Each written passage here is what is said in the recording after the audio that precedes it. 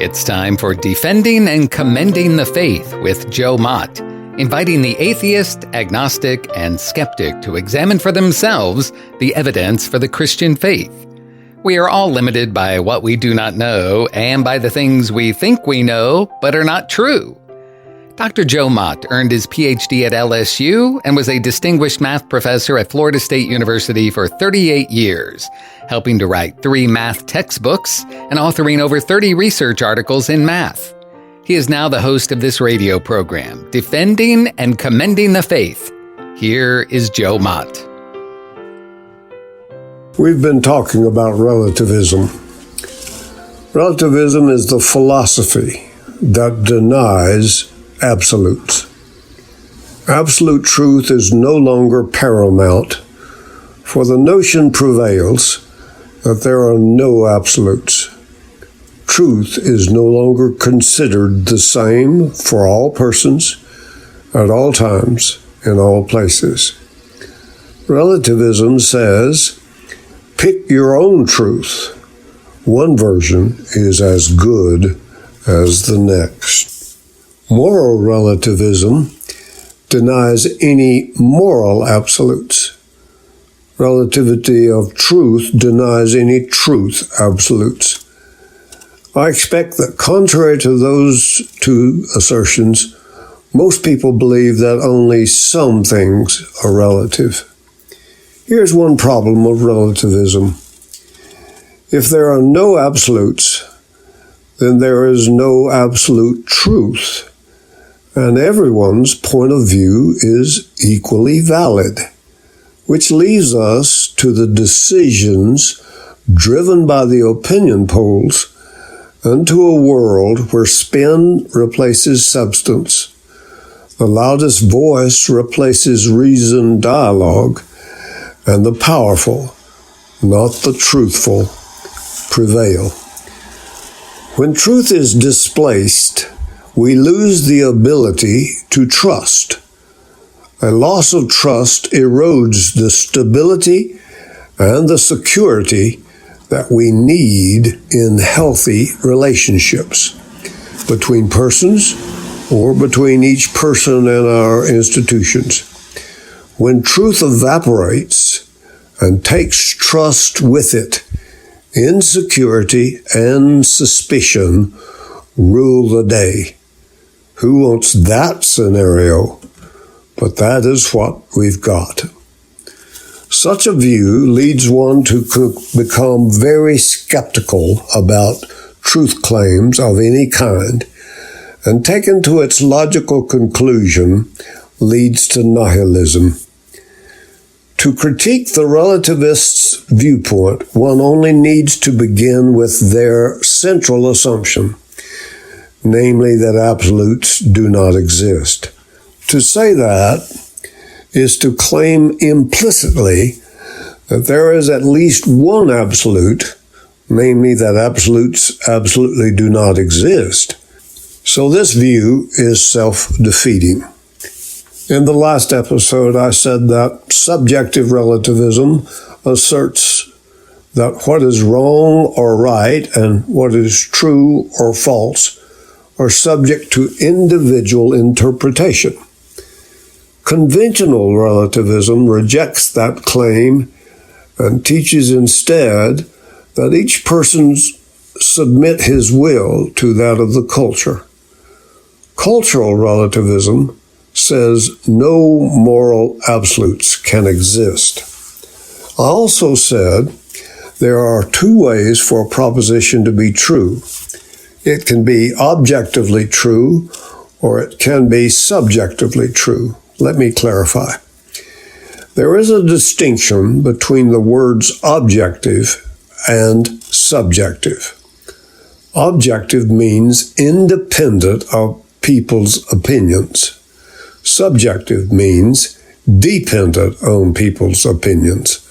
So to say that there are objective moral values is to say that something is good or bad no matter what people think about it.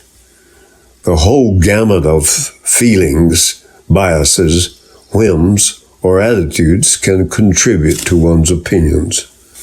So, for example, to say that the Holocaust, the killing of 6 million Jews during World War II by the Nazis, was objectively wrong is to say that it was wrong even though the Nazis who carried it out thought it was right.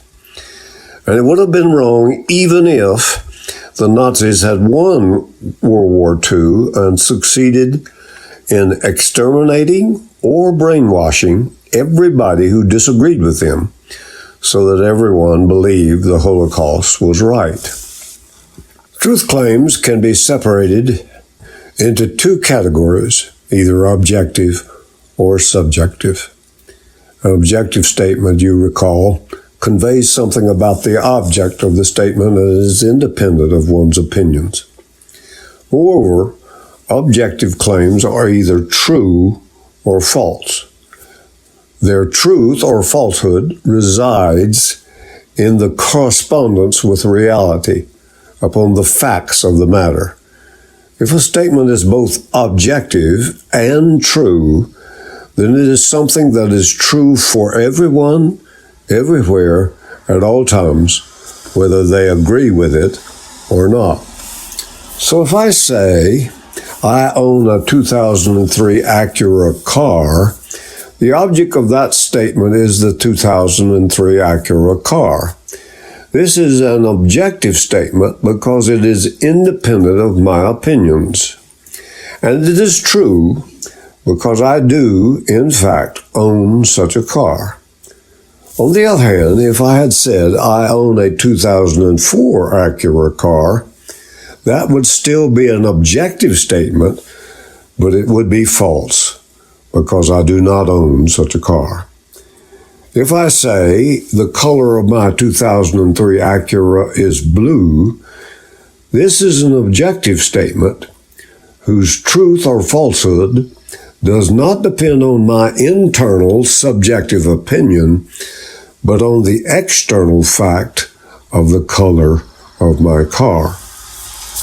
If I say I like blueberries on my cereal, that statement conveys something about the subject, the person who made the statement about his likes. In this case, I made the statement. It is simply the matter of my personal opinion. This subjective statement is true because it reflects the true state of affairs about my personal tastes. So the truth of a subjective statement is dependent on the internal subjective opinion of the subject. Another such subjective statement is, the best dessert is chocolate chip cookies. We can distinguish objective and subjective truth claims by asking this simple question. Can my opinion change the truth or falsehood of the claim? If so, the claim is subjective. There is no way to measure my statement about blueberries on my cereal against reality. It cannot be evaluated apart from my own opinion. If I say, this is my truth, it would have more accurately been labeled my opinion. Subjective claims, in general, can't be falsified by evidence because they depend on opinions, and opinions can change according to one's moods, etc. Allow me to list several statements and encourage you to think along with me to determine whether the statements are objective or subjective. I start with the physical statement. Joe's 2003 Acura car is blue. This is objective because it's either true or false. And it can be confirmed or falsified just by physically observing the car. The second statement is, blue is the best color for cars. This is subjective. It is just an opinion. Next, let's consider an abstract statement. 7 times 3 equals 20.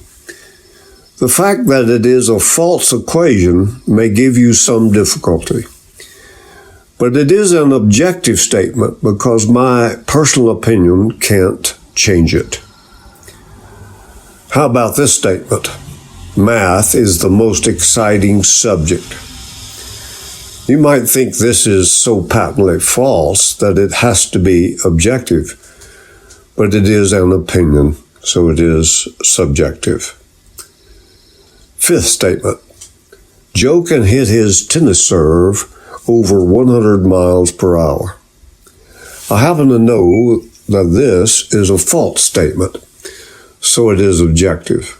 Secondly, can my opinion change the speed of my serve? No, but I wish it were true.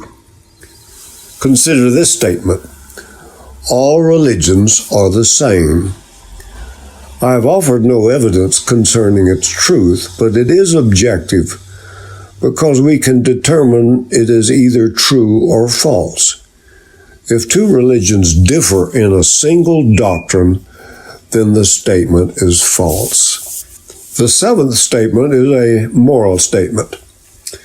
Premarital sex is immoral.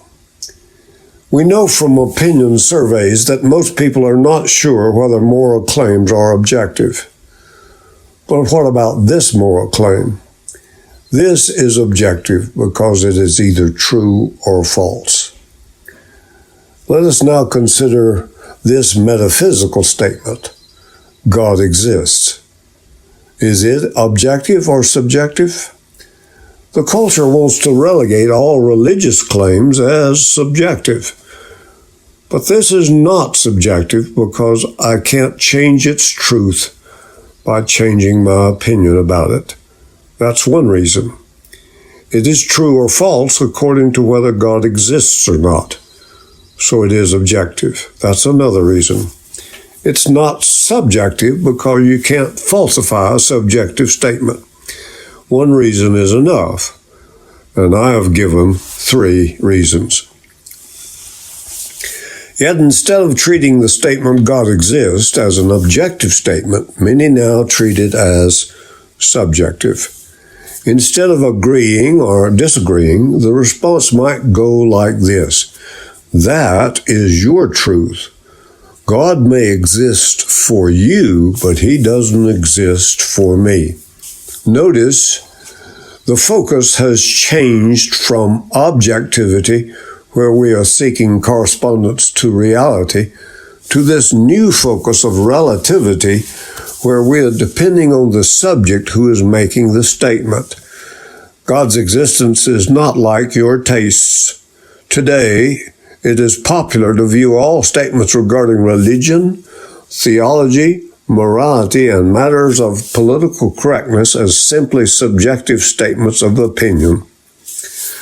Allow me to summarize what we've discussed. Relativism is the philosophy that denies absolutes. Relativism says pick your own truth.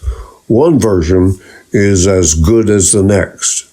If there are no absolutes, then there's no absolute truth, and everyone's point of view is equally valid, which leaves us to the decisions driven by the opinion polls and to a world where spin replaces substance, the loudest voice replaces reasoned dialogue, and the powerful, not the truthful, prevail. When truth is displaced, we lose the ability to trust. A loss of trust erodes the stability and the security that we need in healthy relationships. When truth evaporates and takes trust with it, insecurity and suspicion rule the day. Such a view leads one to become very skeptical about truth claims of any kind, and taken to its logical conclusions, leads to nihilism. Relativism is self-defeating. There is a distinction between the words objective and subjective. Objective means independent of people's opinions. Subjective means dependent on people's opinions. We can distinguish objective and subjective truth claims by asking this simple question: can my opinion change the truth or falsehood of the claim? If so, the claim is subjective. I gave a list of 8 statements, including the statement, God exists, and we were to determine whether they were objective or subjective.